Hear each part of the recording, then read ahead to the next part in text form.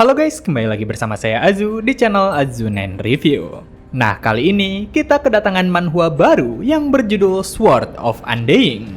Sinopsisnya sendiri mengisahkan tentang seorang necromancer yang menghadapi serangan para kesatria.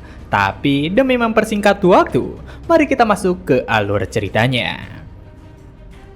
Di sebuah medan perang, terlihat jika mayat-mayat berserakan di mana-mana. Namun di balik itu semua, terlihat seseorang terluka dengan begitu parah, di mana orang itu menyadari jika Holy Sword milik Ordo berhasil menembus jantungnya tepat sasaran. Dengan serangan yang begitu fatal, para kesatria yang bertempur menghadapinya tentu saja cukup lega, karena saat ini mereka berhasil mengalahkannya, berhasil mengalahkan sang iblis benua, Necromancer Archimon.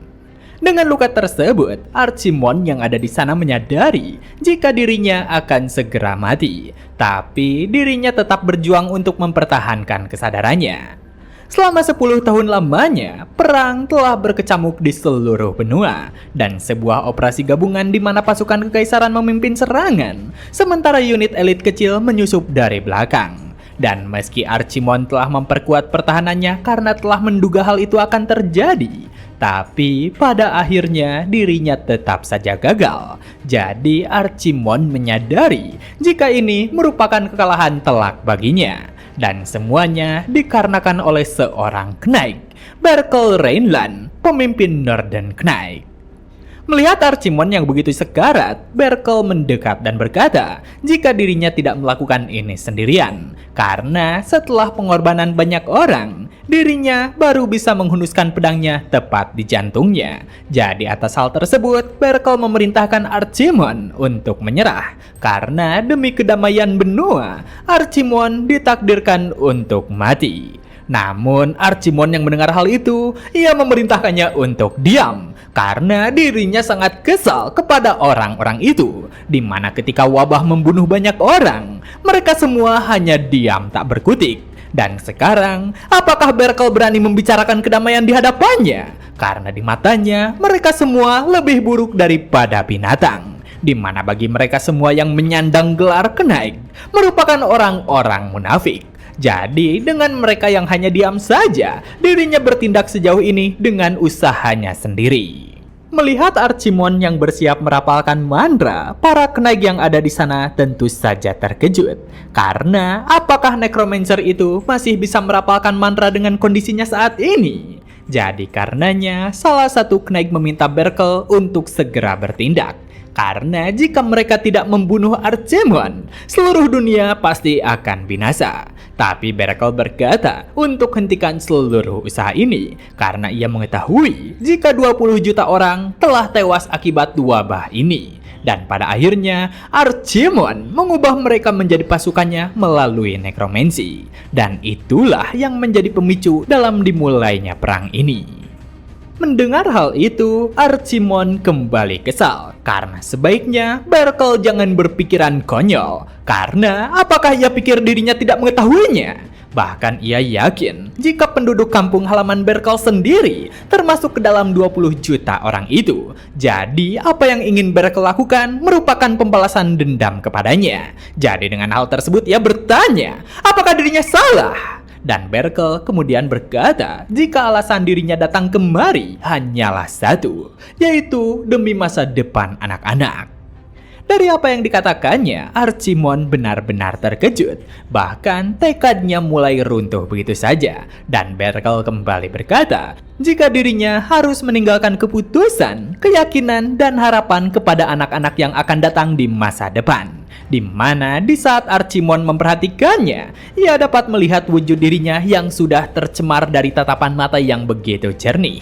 Bahkan ia merasa jika ada sepasang mata murni seorang Knight yang lurus yang sangat berbeda dengan dirinya. Dan Berkel berkata jika ini semua demi generasi berikutnya, demi keturunannya kelak.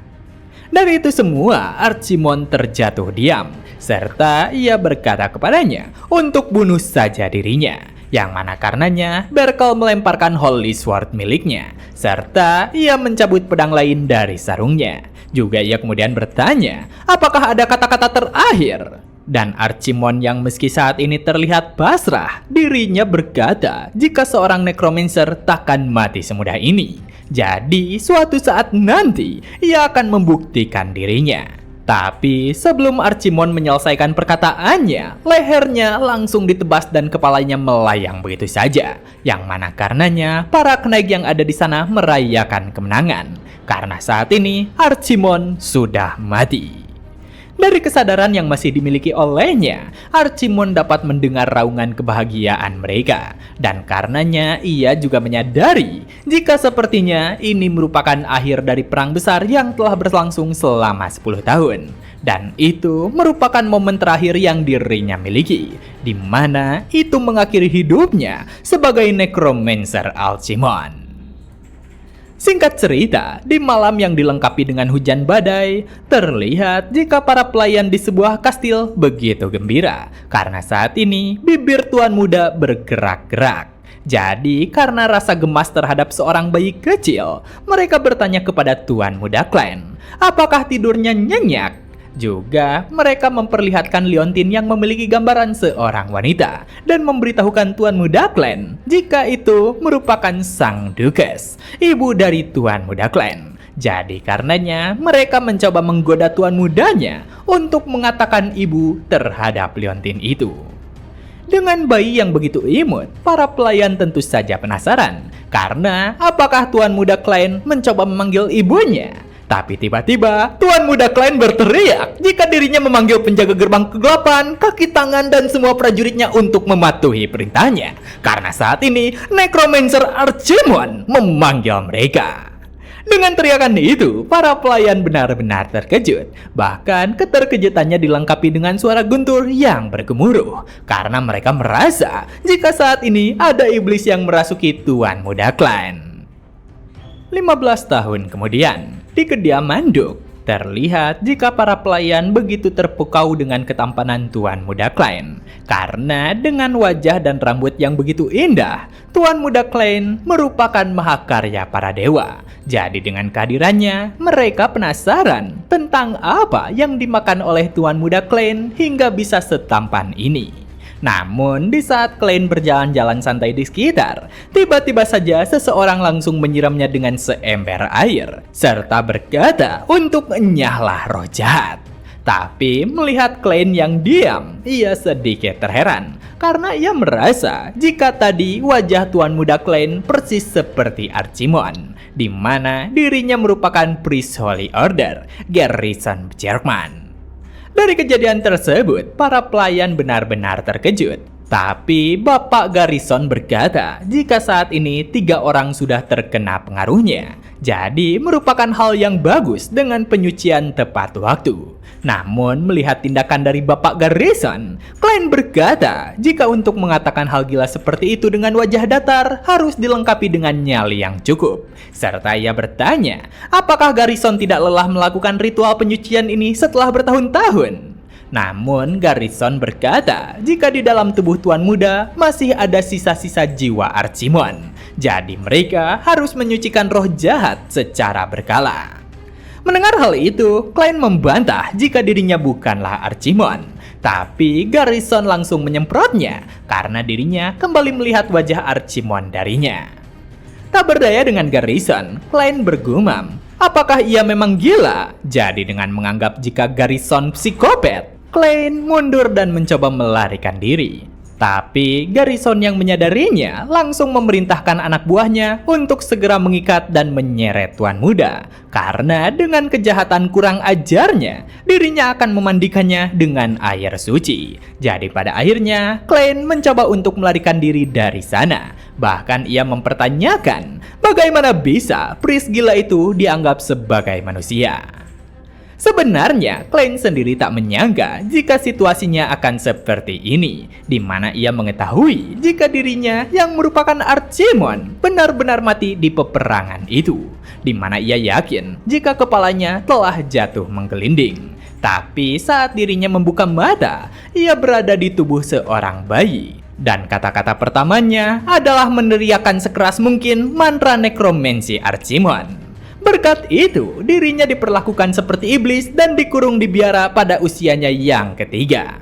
Disitulah dirinya bertemu dengan orang yang dipanggil sebagai Priest Holy Order ini, yang mana ia tak menyangka jika pertemuan itu merupakan awal dari segalanya. Dengan masa-masa kelamnya, dirinya terus diruqyah selama 24 jam oleh Garrison. Lalu selanjutnya mandi bawang putih beku khas Garrison, bahkan hingga melalui api penyucian khas Garrison. Dan begitulah di bawah nama ritual penyucian, dirinya harus menahan berbagai macam siksaan yang tidak masuk akal dari Garrison. 5 tahun kemudian, terlihat jika Klein begitu kelelahan, di mana dengan Klein yang seperti itu, seorang gadis muda mendoakannya agar Tuan Muda Klein dapat meneruskan warisan darah seorang pahlawan, serta menjadi pilar yang kokoh bagi keluarga, di mana orang yang mendoakannya adalah pelayan pribadinya, Arryn. Tapi mendengar itu semua, Klein langsung melemparkan topi yang ada di kepalanya, serta berteriak, omong kosong apa yang sebenarnya terjadi. Namun melihat Klein yang melemparkan topi, Arryn bergumam sedih jika topi miliknya malah diterbangkan oleh Tuan Muda. Melihat ekspresi Arryn, Klein merasa sedikit bersalah karena sepertinya ia terlalu terbawa emosi. Jadi ia merasa jika tangan kecil Arryn pasti telah bekerja keras dalam membuatnya. Jadi atas hal itu, Klein pun meminta maaf kepada Arryn serta mencoba mengambilnya kembali. Namun Arryn kemudian berkata jika sebenarnya itu dibuat oleh Bapak Garrison. Dengan rasa kepedulian yang begitu sia-sia, Klein menjadi sangat kesal, di mana dirinya hendak melemparkan kembali topi ampas tersebut. Namun tiba-tiba Garrison datang dan terharu, karena siapa yang menyangka jika Tuan Muda memakai topi yang dirinya jahit selama seminggu. Jadi ia benar-benar tersentuh dengan apa yang dilakukan oleh Tuan Muda. Namun melihat kedatangan Garrison, Klein langsung merobeknya dengan kuat, karena dirinya takkan pernah memakainya lagi. Dengan apa yang dilakukannya, Garrison menjadi cukup kesal, karena sepertinya roh jahat Archimonde telah kembali muncul dengan sendirinya, dan karenanya ritual penyucian hendak dilakukan terhadap Klein. Tapi di saat yang bersamaan, seseorang datang ke dalam ruangan itu, di mana ia merupakan Komandan Dunkel dari Crimson Chariot Knight, serta bertanya kepada Bapak Garrison, apakah penyucian untuk hari ini sudah selesai? Karena rumor jika Tuan Muda Klein merupakan Archimonde sudah berlangsung lebih dari 10 tahun. Bahkan, Order menyatakan jika tidak ada hal yang tidak wajar dari Tuan Muda Klein. Dan Garrison yang sebenarnya sedang ribut dengan Klein, ia langsung menghempaskannya begitu saja, serta berkata kepada Komandan Dunkel jika semuanya baik-baik saja. Jadi sebaiknya mereka santai saja. Tapi melihat percakapan itu, Klein merasa kesal, karena apakah Garrison berpura-pura tidak mendengar apa yang dirinya katakan? Jadi apa ia langsung bertindak jika yang berbicara adalah Komandan Knight? Jadi dengan hal tersebut, Klein menyadari jika Garrison bajingan ini mengetahui caranya bermain politik. Dari selesainya ritual penyucian, Garrison pamit kepada Tuan Muda Klein. Namun ia mengingatkan jika di dalam logika pemikiran selalu ada kesempatan dari kata seandainya. Jadi setelah mengingatkan hal itu, ia pun pamit pergi dari sana. Tapi sebelum kepergiannya, ia berkata jika penyucian selanjutnya adalah hari Jumat. Jadi ia meminta Klein untuk mandi dan bersiap-siap, karena di hari Jumat nanti dirinya akan membersihkan jiwa dan tubuh. Dengan Garrison yang begitu terpaku dengan ritual penyucian, Klein benar-benar kesal, karena bagaimana bisa dirinya bertemu dengan orang sialan seperti itu. Juga bagaimana bisa ia diizinkan untuk menyiksa anak kecil sepertinya dan masih bangga menyebutnya sebagai priest. Jadi apakah bajingan itu benar-benar seorang priest? Karena yang dirinya rasakan, bajingan itu terlihat seperti iblis berotot. Dan dengan Tuan Mudanya yang mengungkapkan kekesalan, Arryn bertanya kepada Tuan Mudanya, apakah Tuan Muda bukan lagi Archimonde? Dan Klein berkata jika dirinya bukan lagi Archimonde. Jadi jika orang-orang menganggapnya seperti itu, maka langkahi saja mayatnya. Bahkan ia tidak ingin mendengar lagi nama itu. Tentu saja Klein berpikir dengan baik, karena jika dirinya mengakui ia merupakan Archimonde, Maka siapa yang tahu derita neraka seperti apa yang akan si Pak Tua Bajingan itu berikan kepadanya. Bahkan dirinya juga belum memiliki waktu untuk pulih seperti sedia kala. Dan orang-orang itu selalu saja sibuk menyucikannya. Jadi meski dirinya berhasil dilahirkan kembali, tapi hidupnya sudah dalam pengawasan. Dan semuanya karena rumor masa lalu jika dirinya merupakan Archimon, yang mana dirinya berakhir dikurung di biara selama bertahun-tahun. Meski mengingat semua kesuraman itu begitu mengesalkan, tapi setidaknya pada akhirnya ia bisa kembali ke kediaman. Tapi sekarang dirinya malah terjebak bersama perisialan itu yang terus mengawasinya. Dan melihat tuan muda klan yang begitu kerepotan, Komandan Dunkel berkata jika Bapak Garrison memang terlihat seperti itu. Tapi meski begitu, ia tetaplah seorang eksekutor. Jadi dirinya yakin jika Bapak Garrison memiliki alasan tersendiri. Mendengar kata-kata asing, Arin bertanya kepadanya tentang apa itu eksekutor. Apa mungkin itu merupakan seseorang yang posisinya begitu tinggi? Dan Komandan Dunkel memberitahukan jika itu merupakan hadiah kecil bagi yang terkuat di dalam kelompoknya. Dan selain Duke dari keluarga tuan muda klan, hampir tidak ada orang yang mampu menandinginya. Dengan kata lain, ia merupakan sosok yang sangat kuat. Mendengar Komandan Dunkel menyanjung keluarga tuan muda klan, Arin begitu senang karena keluarga tuan muda benar-benar kuat. Tapi Arin kembali bertanya tentang siapa Duke terkuat di keluarga tuan muda klan. Dan Komandan Dunkel yang memikirkannya berkata, meski yang lainnya juga kuat, tapi ia merasa jika Duke ketujuh merupakan orang terkuat. Tapi di saat Komandan Dunkel mengatakan hal tersebut, tiba-tiba Klein berkata jika yang terkuat merupakan Duke pertama. Dari apa yang dikatakan oleh Klein, Komandan Dunkel sedikit terheran. Karena apakah tuan muda yakin jika Duke pertama yang terkuat? Terutama, bukankah Duke ketujuh merupakan ayahnya dari tuan muda sendiri? Dan dengan penuh keyakinan Klein menyatakan jika yang pertama merupakan yang terkuat.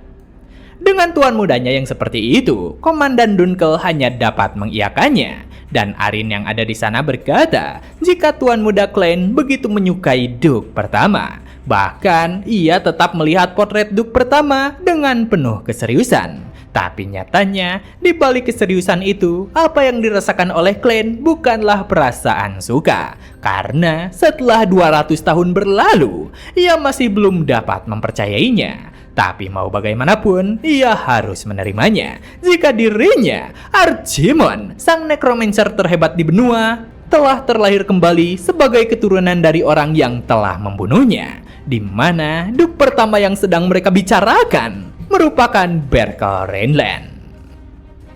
Dan begitulah part kali ini telah selesai. Jangan lupa like jika kalian suka dengan konten yang kami bawakan. Serta terima kasih banyak kepada kalian semua yang telah menonton video kali ini. Saya Azu dan sampai jumpa kembali di video berikutnya.